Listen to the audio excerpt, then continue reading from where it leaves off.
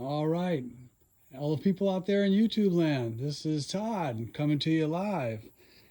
Today we're doing a 1,000-mile review on the Dualtron X Limited. Got this thing about a year ago.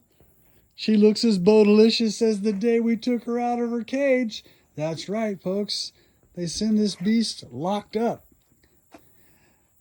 You got to get it out of its metal cage. Looks as good as the day she came. Well, here we go. Gonna dive in here and look at the proof. And bam, 1,002 miles. Can you believe it? Didn't take that long, less than a year. Been riding it to work pretty often. As long as the weather permits, I'm in Midwest United States, and weather permitting, I was able to get out quite a bit this summer. So there's pros, there's cons. There's pros and cons. Let's get to it. First off, I think she looks amazing. Ride quality is the best of any scooter I've ever been on. You do have to work a little bit at trying to get the suspension set up. These coilovers were set too tight. I'm a heavier guy, and it just still didn't have enough give to it when I got it. So I had to get in there and loosen up the coils a little bit, and now she rides like a dream. Most comfortable scooter I've ever ridden on. I got the seat. I do a lot of cruising back and forth to work, so I spend a lot of time seated. This thing is amazing. It's comfortable. It does its job perfectly. It's very, very, very, very sturdy. Thing's built like a tank, the whole thing. Pros, we're still on the pros. Speed. I'm 240 pounds. I've had this thing up over 60 miles an hour. So that's not a problem. Power. Climbs like it doesn't even care there's a hill there. It's amazing about how much speed and power this thing has. Longevity. I mean, 1,000 miles, I don't think this thing's slowed down or acted like there's any problems at all. I've gone 85 plus miles on one charge. I never have really taken it down to the bottom, but I'm pretty sure this thing can do what they say it can do, 100 miles on a charge if you are polite to it.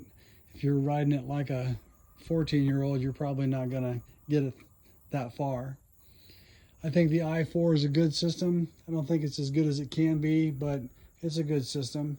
I really haven't done that many modifications to it. I'll put on these mirrors here.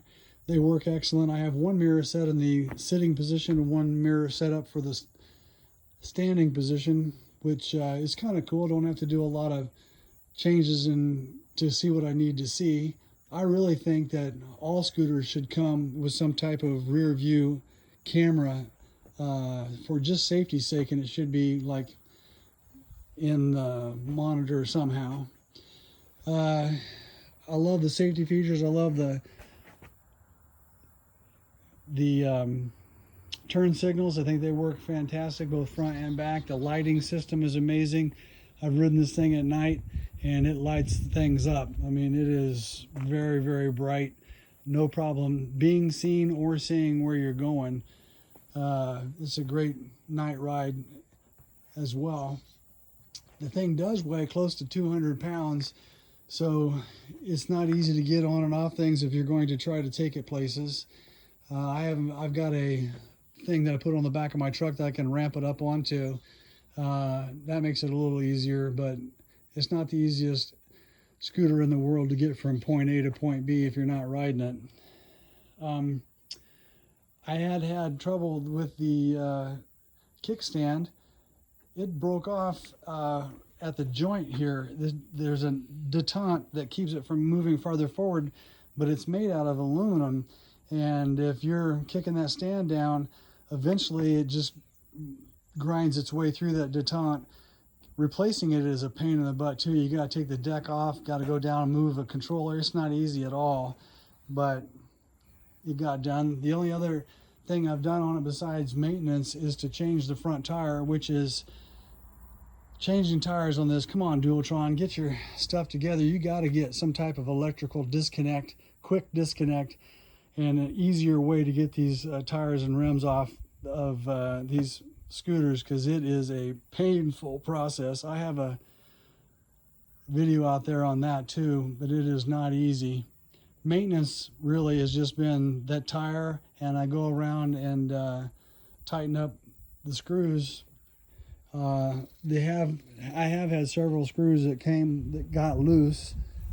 Interestingly, the screw that keeps this on, or keeps it from moving, has gotten loose twice. These screws up front have gotten loose a couple times. I went ahead and tightened things, and after that I just went ahead and put some Loctite on the things that were getting loose. That seems to have solved the problem. Other than that, changing the tire once and fixing that kickstand, I haven't really had any problems with this thing from a maintenance standpoint. Cons, I think I already mentioned the weight, the fact that there's no rear view safety that comes with it, you know, as it comes. The other thing is getting these wheels off is a painful process. They should make that easier. There really aren't a lot of cons. It's an amazing ride. At speed, it doesn't wobble. It's the safest I've ever felt riding a scooter over 55 miles an hour. The suspension is the best of anything I've ever ridden on. And it's, you know, just super buttery soft and easy. I don't think I would consider this a sidewalk scooter, though. I mean, this is more of a, roadster. This is more of a get it out on the road and go. It's not super nimble. Certainly isn't something you could pick up and take into your office with you. Let's see, cons. Can't really think of anything else. So I've really enjoyed it. 1,000 miles. Gonna put many more thousands on it, I hope. Thanks for watching.